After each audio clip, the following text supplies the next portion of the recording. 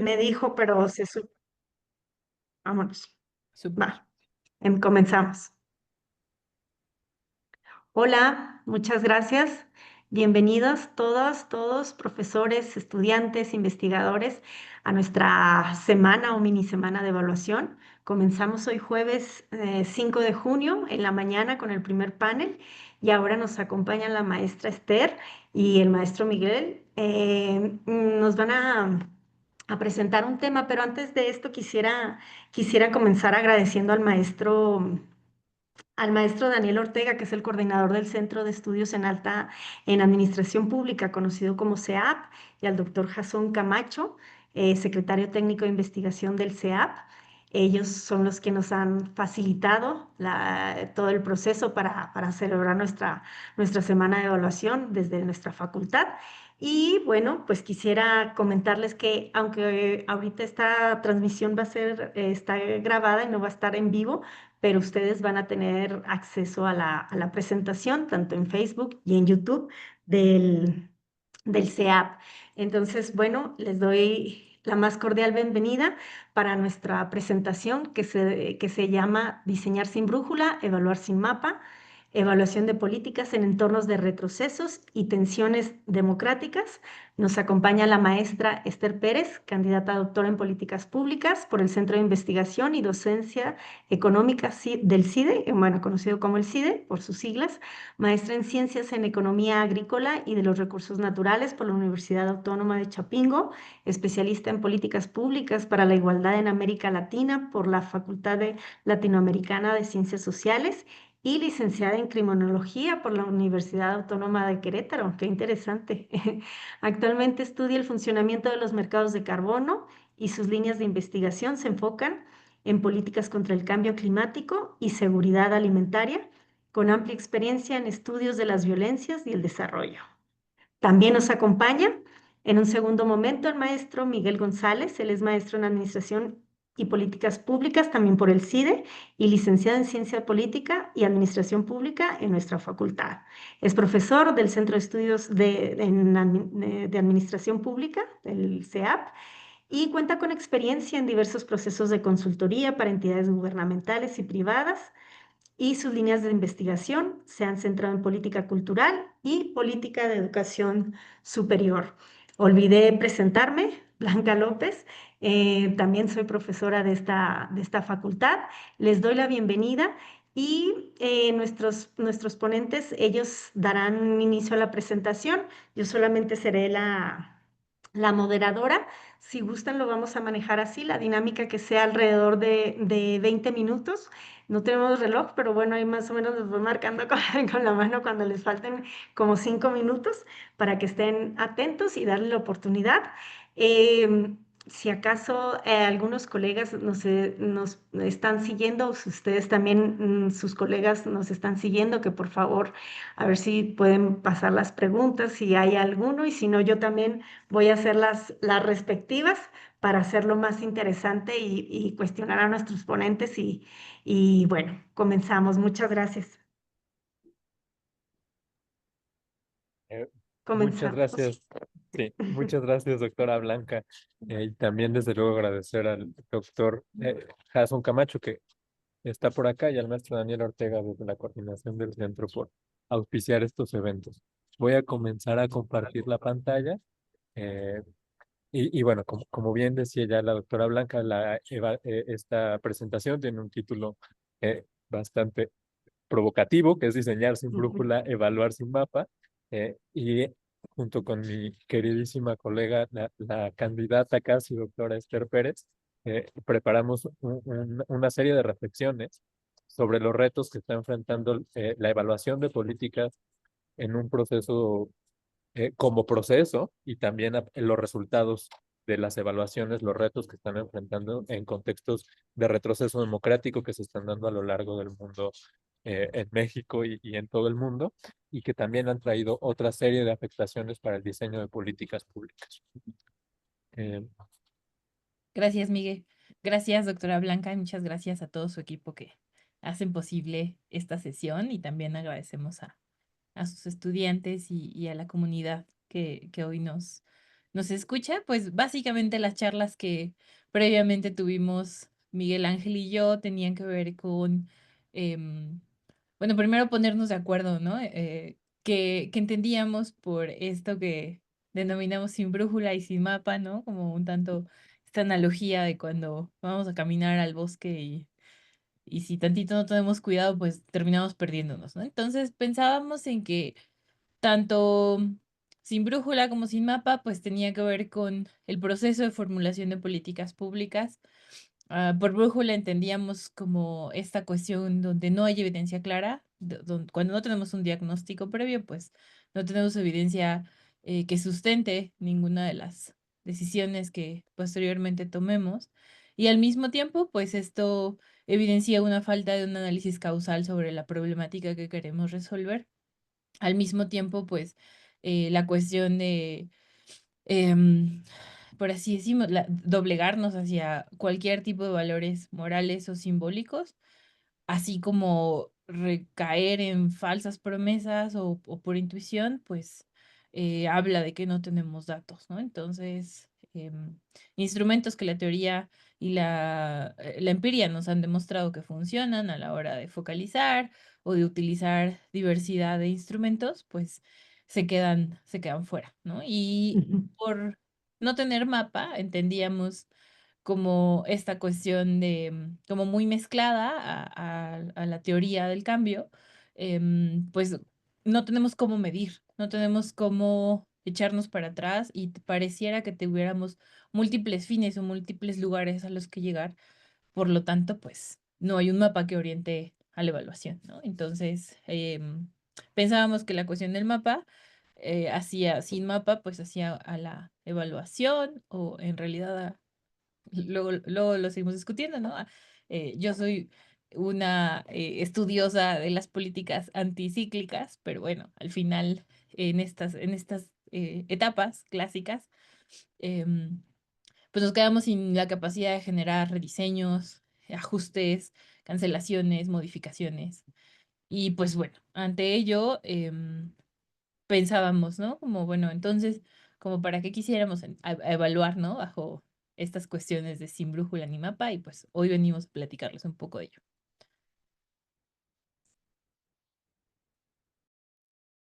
Eh, y bueno, justamente siguiendo con esta lógica de política sin brújula y sin mapa, en la literatura reciente encontramos este término que nos pareció muy interesante de Bad Public Policy, y que justamente ese es el lado oscuro de las políticas, y que cada vez está siendo más frecuente en contextos poco democráticos, donde hay líderes poderosos que tienen además mayorías legislativas y que tienen además un gran poder eh, derivado de la legitimidad, ¿no? Y de que por ello sí votaron muchas personas, no como para algunos casos del Poder Judicial. Entonces, en esta cuestión de un bad public policy, vemos que existen ciertas tendencias y ciertas cosas que son coincidentes. Por un lado, hay ciertos vicios que son propios de, de este estilo de gobierno y de esta forma de gobernar, y es que parten de una incertidumbre, de una malicia en la que se empeñaron parte de sus procesos electorales en definir a grupos que anteriormente eran objetivo como para ciertas políticas, como grupos perversos, malos y que lucran contra lo que para ellos es el bienestar público o el bien público, ¿no? Y creo que el caso más evidente recientemente es el caso de los estudiantes extranjeros en Estados Unidos, pero eso no quiere decir que no también Esther y yo hayamos sido víctimas de ese tipo de políticas mientras estudiantes del CIDE, porque también éramos vistos como personas que iban contra el bien público, ¿no? Eh, y por el otro lado también hay otro tipo de tendencias y es que la evaluación, y no solo la evaluación, sino toda la información, los datos y todo eso se vuelve irrelevante porque lo que respalda las políticas es la gente que votó por ellos, la idea de que votaron por ellos y de que eso es lo bueno, lo que eso quiera decir, ¿no? Y esto obviamente tiene consecuencias técnicas. eh, en estos gobiernos, y lo que importa es que vuelvan a votar por ellos, no importa lo que diga una evaluación técnica, porque el fin es únicamente permanecer en el poder. Estos cuatro puntos vemos que son coincidentes en gobiernos eh, que tienen retrocesos democráticos o enfrentan este tipo de democratic backsliding, eh, y que además la temática que propusieron para esta mini semana de la evaluación era justamente eso, ¿no? Analizar cuáles son los cambios. Nosotros lo que identificamos es que estos 3 puntos complican el diseño de las políticas y hacen que pierdan por total la conexión con lo que estábamos acostumbrados y lo que desde Laswell pensábamos como que era lo bueno, ¿no? Como que era la idea de la ciencia de las políticas. Y como bien decía Esther, además estas políticas pierden mapa cuando van a muchos lados, ¿no? Entonces tenemos programas como las universidades para el bienestar, eh, que tienen un montón de objetivos menos dar clases, ¿no? Entonces buscan mejorar la comunidad y además hacer recursos y además construir escuelas y además, pero nunca se centran en el ejercicio educativo. Entonces, para quienes estudiamos esas cosas, nos preguntamos qué es lo que hay que evaluarles, ¿no? Si que se construyan, que lleguen los tabiques o que de verdad estén dando clases. Eh, No, creo que me saltó. No, sí. Y bueno, justamente esta es esta cuestión, ¿no? De volver a los contextos de retroceso democrático, eh, donde la intermediación está mal vista, ¿no? Donde ya no queremos políticas focalizadas ni condicionadas, donde la evidencia pues importa poco porque hay otros fines detrás y donde la participación plural se limita al millonario de moda. Eh, por el otro lado, o millonaria de moda, según sea el caso, pero todos aparecen en foros. Eh, por otro lado, hay una captura de la evaluación, ¿no? Donde eh, tanto los evaluadores como los organismos que evalúan están cooptados en el término clásico de la palabra, y esto cae en colapsos institucionales que en la mayoría de los casos terminan en el desmantelamiento de una política, ¿no? Entonces, si bien el conocimiento general es que la técnica no es neutral, ¿no? Y que nunca ha sido neutral y que la ciencia de las políticas surge de alguna forma como una respuesta ideológica a lo que ya estaba pasando en contextos autoritarios, es decir, no era neutral de origen. La pregunta que nos queda es, bueno, ¿cómo reinsertamos la evaluación como una herramienta para aprender, aún en estos contextos que son complicados?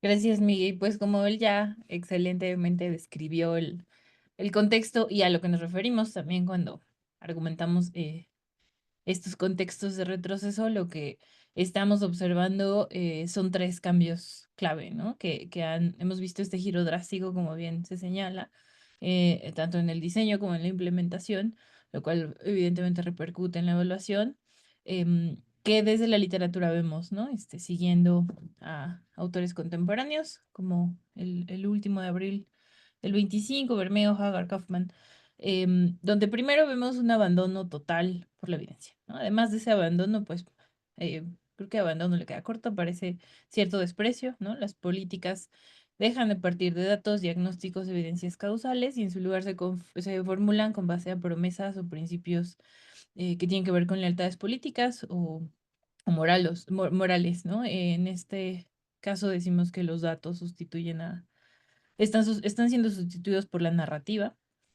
Y pues también vemos una transición de políticas focalizadas a políticas universales, sin distinción de poblaciones, ¿no? Lo cual hace que ciertos mecanismos que ya tenían cierta lógica orientada a objetivos muy específicos sean desmantelados. Y estas orientaciones pues tenían una razón de ser, ¿no? Que era diferenciar problemas públicos, lo cual permitía pues hacer que los ejercicios de equidad permitieran que personas que no tuvieran pisos parejos de acuerdo, ya sea educación, cultura, cambio climático, violencias, lo que sea, cualquier sector, pues permitiéramos saber en qué estaban, ¿no? Y pues esto nos ha llevado a observar, vivir y sentir esta fragmentación institucional, ¿no? Eliminar a la intermediación técnica, a agencias, organizaciones de la sociedad civil, contrapesos internos o incluso la máquina de los poderes democráticos, pues ha hecho que perdamos la capacidad bueno, lo que empezábamos a aprender, ¿no? Como el diseño fino y adaptativo. Y ante esto, no sé si me vas a ayudar con la siguiente, Miguel. Gracias. Pues vemos o pensamos, ¿no? A la evaluación en crisis con estos ejemplos que ya dio Miguel, como las universidades para el bienestar o Sembrando Vida, encontramos diagnósticos vagos, no hay claridad de los problemas principales que se pudieran atender, es pobreza rural, es degradación ambiental, es arraigo comunitario, como que todo entra, pero nada se especifica. Y pues esto está respaldado por ese desmontaje institucional, ¿no? De instituciones que iban en camino a consolidarse, siempre son criticables y cuestionables los resultados que daban estas instituciones, pero pues esto en la literatura existe, ¿no? Y existe como un performance. Cuando el actuar de estas instituciones que ya están desmontadas se vuelve performático, encontramos que se rompen los ciclos de retroalimentación de las políticas públicas. Y entonces, cuando tenemos estos objetivos ambiguos, lo que sucede es que quitamos autonomía, capacidad técnica, simulamos en realidad el acto de evaluar, ¿no? Em, este acto escénico lo que hace finalmente es que pues evalúe sin mapa, ¿no? Sin teoría de cambio, sin indicadores útiles, sin voluntad de corregir, y eso finalmente tiene costos, porque sin esa brújula y sin ese mapa, pues el rumbo de la política pública queda pues a la deriva y queda en la esperanza de que en unos 2, 3, 5, 10 años las nuevas generaciones se sigan preguntando dónde están esas promesas, ¿no? Que me hicieron cuando tenía 18 en la universidad tal, o que el sector agroindustrial sigue preguntándose, o el agrícola, ¿no? Sigue preguntándose como, bueno, me prometieron tal, tal y tal, ¿no? Y ahí nos quedemos. Así que adelante, Miguel. Eh, bueno, y creo que después de esto, pues la pregunta evidente es, bueno, ¿y ahora cómo vamos a evaluar, no? Y o para qué vamos a evaluar. Y lo que hemos encontrado en la literatura y lo que hemos visto en los nuevos casos es, pues podemos evaluar por los componentes, es decir, de la forma como lo hacíamos un poco, y poder desagregar las metas, aunque estén difusas y aunque sean borrosas, pero intentar ceñirnos únicamente a eso y entender qué está funcionando, para quién está funcionando, en qué condiciones sí funciona y en qué condiciones no funciona. Eh, y la otra parte es intentar buscar aprendizajes de las políticas, ¿no? Partir del caso de evaluar no es castigar, ¿no? Aunque suene como cuestión muy educativa que decimos todos los profes a principio de semestre, y la otra es por una cuestión de legitimidad técnica. Esto lo vemos que también está en riesgo y que también está en un momento complicado, pero creemos que la pregunta que sí debemos seguirnos haciendo como evaluadores o como estudiosos de las políticas es qué está pasando con las personas beneficiarias, ¿no? ¿A quién les está sirviendo, a quién no les está sirviendo, para qué les está sirviendo, para qué no? Y creemos que el reto va a estar principalmente en la práctica, en las recomendaciones de políticas, ¿no? Porque pues, si antes era difícil que se escucharan, ahora ir en contra de gobiernos autoritarios o poco democráticos y que no les gustan los contrapesos institucionales democráticos ni la evidencia que los desafía, será un reto más grande. Y ese será un reto que además vivan las personas, ¿no? Porque probablemente con las becas educativas les alcanza para ciertas cosas, con que existan una universidad en su comunidad les da ciertas cosas, pero nunca van a poder tener más de eso porque las políticas no están buscando más, ¿no? Entonces, creo que en esta cuestión de cuando no hay ni brújula ni mapa, quienes terminan perdiendo son siempre las y los beneficiarios de las políticas. Eh, pues bueno, vas, Esther. Bueno, pues básicamente pensábamos en estas soluciones como para no ser pesimistas, porque sabemos que también em, la idea pues es, ante este nuevo reto, pensar en qué pasa, ¿no? O cómo podríamos implementar alguna cuestión para evaluar. Y también nos imaginábamos si esto fuera un continuo y fueran extremos, ¿no? Sumándonos al tren de la polarización, ¿no? Estos dos escenarios hipotéticos, pues pensábamos cómo se ve una política pública con una excelente brújula y con un excelente mapa y cómo se ve una sin nada, ¿no? Entonces, pensábamos que todo lo que les hemos platicado en estos minutos, pues pudieran verse así, ¿no? En blanco y negro, verse así, pero también somos muy conscientes de que la evaluación pues no está en un vacío, ¿no? Está en estos contextos politizados y políticos, los cuales pues nos tienen que invitar a pensar en más retos, ¿no? Y cómo tenemos que reconfigurar estos marcos tradicionales de un cierto corte de gobierno democrático autoritario, aunque eso suena muy extraño, ¿no? Pero desafortunadamente en Latinoamérica lo empezamos a ver.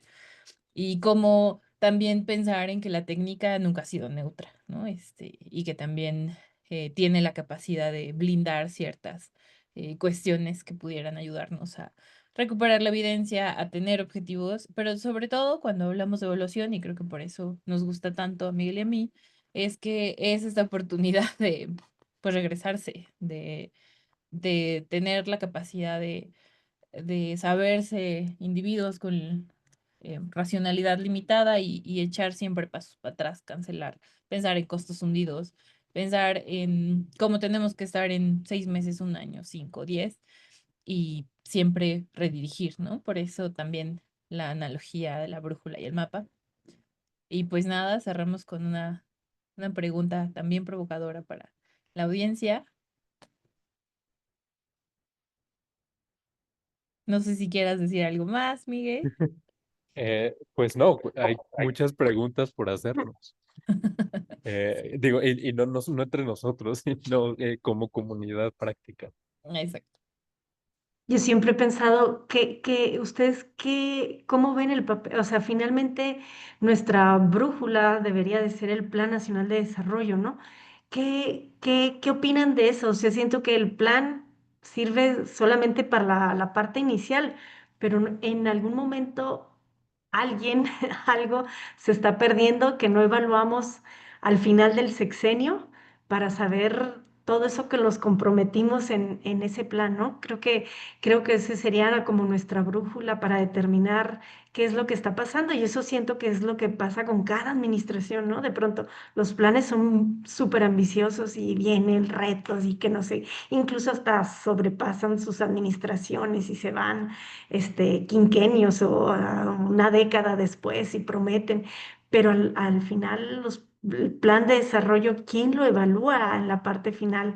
Debería haber una obligación y se supone, porque mañana yo voy a hablar del sistema de evaluación de diputados. Los diputados tienen una función bien importante que es justamente evaluar las políticas públicas. Y esa es como que una atribución que se les olvida o la pasan de largo.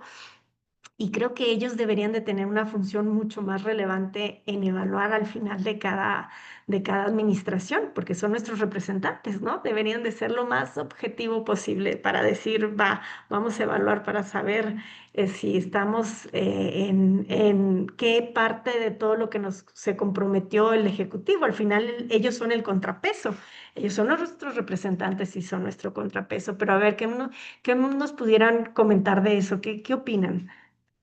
Si quieres, la tomo, Miguel.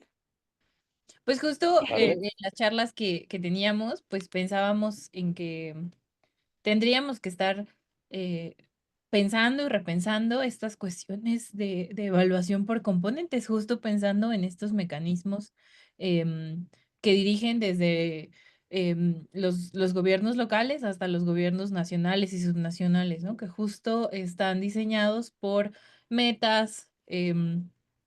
Por un montón de componentes, ¿no? Toda la jerarquía que tiene que ver con los objetivos. Y en esta cuestión también es necesario, creemos nosotros, que empezar a pensar en qué tan públicos son estos componentes, aunque pareciera evidente que son públicos, no necesariamente a veces son demasiado complejos o como bien decía la doctora Blanca, pues son demasiado ambiciosos, ¿no? Y también pensar en estos contextos, ¿no? Entonces, ¿cómo evaluamos en el caos? Por componentes creemos que es como la primera entrada, porque eso nos da la posibilidad de pensar en qué funciona, para quién funciona y bajo qué condiciones funciona. Y eso siempre da la posibilidad, pues, de a la siguiente administración, ¿no? Pensando en el mundo del lado izquierda de la imagen que les proyectábamos, em, pues donde efectivamente con brújula y con mapa, pues tendríamos que estar desagregando cada uno de estos elementos que tienen nuestros planes. y pensar también en que no todo es alcanzable, porque a veces pues pasan vicios, ¿no? Como los sistemas de evaluación de desempeño administrativo a nivel local, donde pues las administraciones municipales se preocupan por sacar semáforos en verde así, devotamente, aunque como evidencia entreguen nada, ¿no? Pero Sí. ahí salen bien bonito en sus direcciones de evaluación, así, ay, está en verde mi dirección de no sé qué. Entonces, a veces eso, pues no necesariamente. Y por eso pensábamos que esta otra cara de cómo evaluar en medio de este caos, pues es como aprendizaje, como un aprendizaje realmente democrático, como, a ver, o sea, evaluar no es castigar, aunque pues ya Miguel ponía el ejemplo de las sesiones en clase, ¿no? Lo que te da la evaluación es legitimidad de lo que sabes. En este caso, pues es legitimidad técnica donde también somos muy conscientes que la técnica no siempre va a ser neutral, pero pues una vez que lo aceptamos, tendríamos que tener, em, pues sí, como instituciones, tener la capacidad de reflexionar en esto y de ser más abiertos, como, bueno, retomando, ¿no? El ciclo, ¿no? Para pues volver a diseñar y entonces ir avanzando.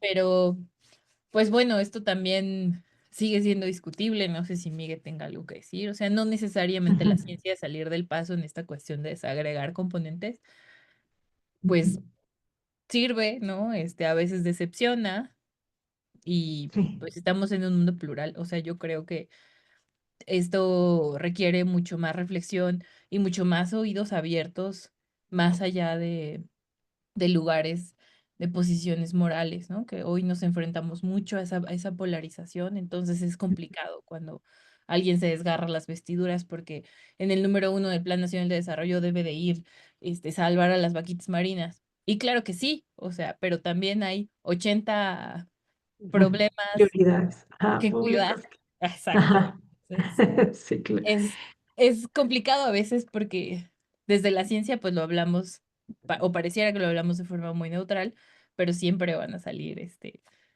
causas y defensas de causas más aguerridas, más poderosas, menos aguerridas, menos poderosas. Entonces hay que traerlo a la mesa. De acuerdo. Eh, y también de acuerdo con la pregunta, ¿no? El Plan Nacional de Desarrollo, desde el Sistema Nacional de Planeación Democrática, eh, desde, me parece, Miguel de la Madrid, ¿no? Se establecía justamente como esta cuestión de una brújula eh, para el gobierno y para decidir cómo actuar. A mí me parece que las principales limitaciones que tienen es eh, que el plan supone que todo se va a quedar estático a lo largo de los 6 años, ¿no? Y parte de ese supuesto del que ya se ha hablado mucho, y me parece que eso es lo riesgoso de usarlo como la única brújula, ¿no? Y luego estarían los planes sectoriales, que me parece serían una brújula y un mapa más certero, pero justamente en una investigación que el doctor Hasson conoce, eh, lo que veíamos es que el plan sectorial de cultura nunca cambió, ¿no? Seguía siendo el mismo desde Fox hasta en ese momento nos quedamos con el que se publicó en 2019 y a pesar de que los objetivos en el Plan Nacional de Desarrollo habían cambiado, el plan sectorial seguía siendo el Sectorial. mismo y teniendo exactamente los mismos objetivos, ¿no? Entonces lo que veíamos era pues que por mucho que las políticas fueran exitosas, nunca iban a cumplir los objetivos del plan de desarrollo porque no estaban de nuevo Ni como siquiera. brújula orientadas hacia ese objetivo, ¿no? Entonces, de acuerdo en que sería una gran brújula y un gran mapa, pero como ya también decía Esther, necesitamos engarzar eso con otros instrumentos y pues para eso se va a necesitar no solo voluntad política, sino mucho conocimiento del sistema y de la administración pública que esperemos tengan quienes la encabezan. Sí. Sí, por supuesto. Sí, la verdad es que fíjense que ya estoy metiéndome en la conversación en lugar de ser moderadora, ¿verdad? Pero justamente es como para, para poder como continuar el tema. A mí también me interesa mucho este tema de las evaluaciones y le he dado mucho seguimiento como al uso de las evaluaciones. Y empecé a darle desde el 2007 que empezó finalmente la reforma sendaria y cómo se fueron usando. Más o menos lo que tenía ahí yo eh, mm, investigado cuando empezó la famosa reforma sendaria y que empezó el CED y el presupuesto basado en resultados. Había más o menos como 1.600 programas presupuestarios que al final, la gente que tal vez no está muy involucrada en esto, los programas presupuestarios es el nombre que le da la Secretaría de Hacienda a cualquier política, programa, proyecto público. O sea, todo el recurso está dividido en algún programa presupuestario, lo que para nosotros los administradores públicos es más como un programa público, así más o menos para que quienes nos vayan, que nos escuchen para que entiendan por qué es diferente el nombre. Ellos lo catalogan así y más o menos había 1.600 programas presupuestarios.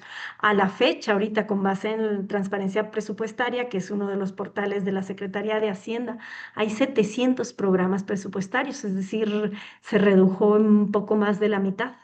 Yo siempre me he preguntado, bueno, ¿qué pasó con todos esos programas? Finalmente usaron la evidencia, muchos fueron evaluados, los eliminaron con base en esos resultados, en esa, ¿cuál fue la brújula para determinar este va, este se queda? ¿Sí? Muchos de esos no se utilizaron, no se utilizó la evidencia, que son todas estas evaluaciones que se han generado durante, pues ya más 2 décadas casi, ¿no? O sea, me refiero formalmente al proceso de evaluación, aunque siempre desde la Secretaría Anticorrupción, lo que era antes la SECOGEF, también está la evaluación. Pero siempre yo he dicho, bueno, ¿qué pasa con esta parte, no? Entonces, ¿dónde está, en qué momento la evidencia sirve para hacer estas modificaciones y decir, bueno, estos programas sobreviven, estos se eliminan? Y para mí siempre ha sido, qué increíble sería saber quién tomó esas decisiones para decir, esto quítemelo, esto los fusioné, esto los De acuerdo. eliminaron. Sí, Sí, claro, o sea, de verdad que para mí ha sido siempre mi incógnita de qué pasó con esto. Y realmente pues son estudios pequeños que puede hacer uno ahí, un pequeñito con sus posibilidades finalmente. Entonces ahí va uno rascando en la información que tiene entre Hacienda, en Congreso y así, y Coneval y todo, pues para ver en qué momento sí se usaron esas evaluaciones. Así que ahí podría ser como que también como una aportación a lo que ustedes dicen, o sea, finalmente, ¿qué ha pasado con todos estos programas? Digo que en algún momento estuvieron dentro de algún plan nacional de desarrollo, ¿no? Y generaron ciertas políticas, ciertos cambios, y en algún momento cambió así y ya no supimos de los programas. de Sí, acuerdo. totalmente de acuerdo. Totalmente. Sí, sí, entonces está interesante porque sí, realmente sí es un reto. Siento finalmente la evaluación sigue siendo algo, yo siempre he pensado, si la evaluación definitivamente tiene naturaleza política y dependiendo de quién la quiera usar y si usa una Claro, parte de la evaluación o si usa todas las evaluaciones, toda la evidencia, entonces tiene esa naturaleza política que finalmente los usuarios nos referimos a los responsables de los programas, a los secretarios de Estado, la Secretaría de Hacienda, al Congreso. Y digo, en menor, pues ya nosotros como usuarios, pero dependiendo del uso que ellos les quieran dar, ¿no? Para favorecer sus posturas políticas muchas veces. Y sí, de acuerdo. va. Pues no sé si quieran agregar algo más para poder concluir el tema. También comentar, tuvimos un problema para la transmisión en vivo y nos gustaría y nos gustará mucho leerlos en, eventualmente. Esperemos que se arregle este problemita técnico, pero, y por eso no tenemos la oportunidad de tener una interacción directa para las preguntas que genere, que a mí me parece un tema muy interesante. Así que, bueno, pues en este caso me gustaría que tal vez pudieran hacer algunas conclusiones y con esto pues cerramos la sesión. Claro, Miguel, ¿me dejas empezar a mí? Adelante. Yo creo que es bien importante señalar que justamente los procesos de evaluación, al finalmente en una política pública, en una acción de interés público, pues, como bien decía la doctora, ¿no? Antes le llamábamos programa presupuestal y estaban ahí divididos en ramitas y en categorías. Ahorita es un poco difuso como es, pero pues siguen apareciendo, ¿no? Siguen teniendo el nombre de programa para, y póngale usted el Ujú, apellido que le agrade.